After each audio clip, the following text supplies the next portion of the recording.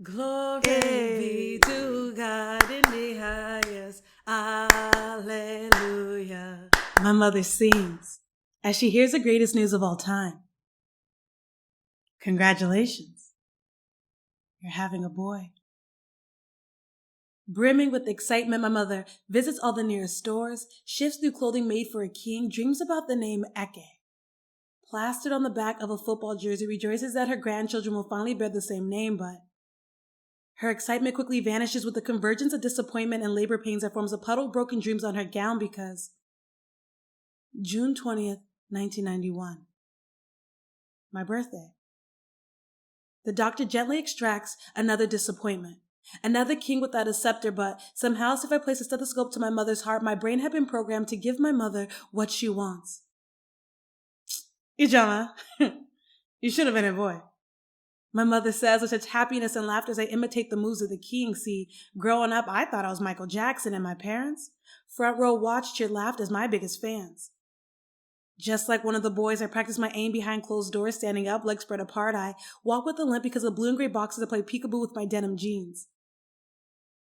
But the thankful smile directed at me quickly vanished from my mother when she gave birth to the rightful heir, my little brother, alerting me that my chalice will never be the cup-shaped crown protecting my head, but too internalized to change now, I lost my support, left vulnerable to the world who didn't know that girls can be kings too. The loss of support proved the rarity of my kinship, leaving me vulnerable to Macbeth, who used my hands, my feet, my voice as ammunition for their attempted regicide, so I hid my hands clasped behind my back because my big hands' long fingers trumped those of the supposed king.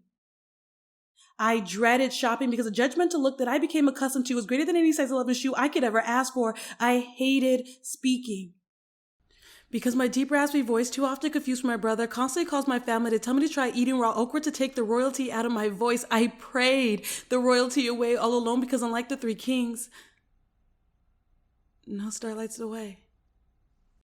So alone in my room I sit, and with my deep raspy voice I sing because nobody knows but me that I sometimes cry.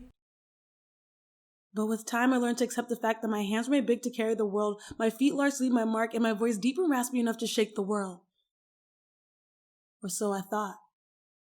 You see, the other day I heard a comment that took me back to my days of self-hatred. I was told that I was in between, insinuating that I have not enough estrogen and a bit too much testosterone to be a woman, and for a moment my hands moved behind my back, my toes curled, and my voice got a tad bit higher until I realized I am in between. I'm in between Zeus and Aphrodite. I'm in between a king and a goddess. I'm in between royalty and greatness.